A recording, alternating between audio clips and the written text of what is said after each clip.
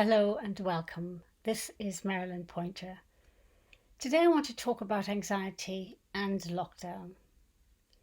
Now, your lockdown may be your new workplace, and we all have anxiety in these times. Questions we might ask are, where will we be in 6 months, in a year, or even 10 years from now? We don't know, and nobody knows. We all come with values and strengths, and these support us in our time of need. We will want to be able to see how purpose and meaning make a difference to the world. So perhaps you're at home feeling bored, cooped up, and miserable, feeling things that are very much out of your control and sensing your future is far from certain.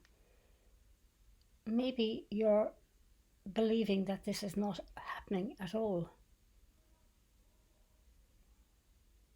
Now we might ask ourselves how we reduce our anxiety during these extraordinary times. Well, there are 5 basic things we need to consider. We need to eat well, sleep well, exercise, keep connected with people, and engage in activities. By eating well, it is important to eat as healthily as possible for just our physical and our psychological well-being.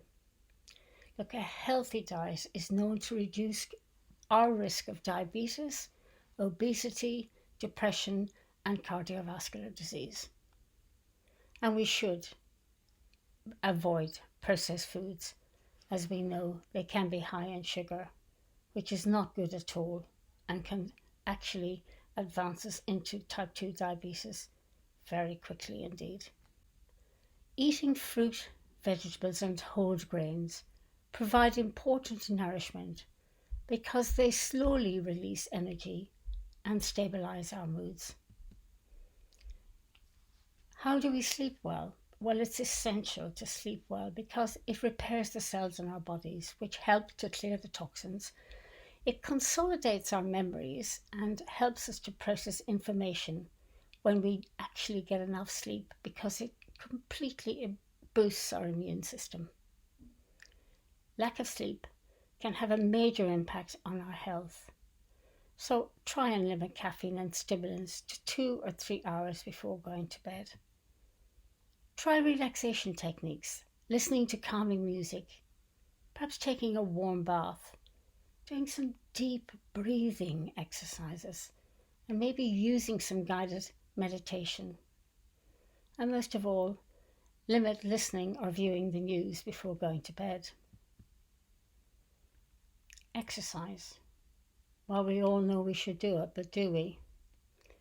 What does it do? It releases chemicals that reduce stress. Now, I'm not going to list these chemicals, but it also helps to improve our understanding and makes us sleep better, and it actually makes us feel really good. YouTube has many fitness programs for all ages. Be it something that you need to look for if you've got a disability, if you've got an ache or a pain, there is a program there for you. Source it and make sure it's delivered by the appropriately qualified person. And sometimes the physiotherapy programs are very good on YouTube. For these home exercises, all we need is a mat or a towel, a small space, and maybe even a chair if you're doing your exercises sitting up. We do need to keep connected. Now, staying socially connected with your family and members and your friends, this is vital because these are very anxious times and we need to know how well they're doing, how they're coping, and maybe we can extend a hand to them through a medium. Telephone and video calls are invaluable during this time. Using face-to-face social network platforms like Zoom, Google Hangouts, Skype, WhatsApp, and actually try to create a theme for that call that you're making. Play trivia games with your grandchildren or your children or your loved ones, your friends. You could have sharing some vital photographs or some good music that you've listened to or a topic that you've both taken on board.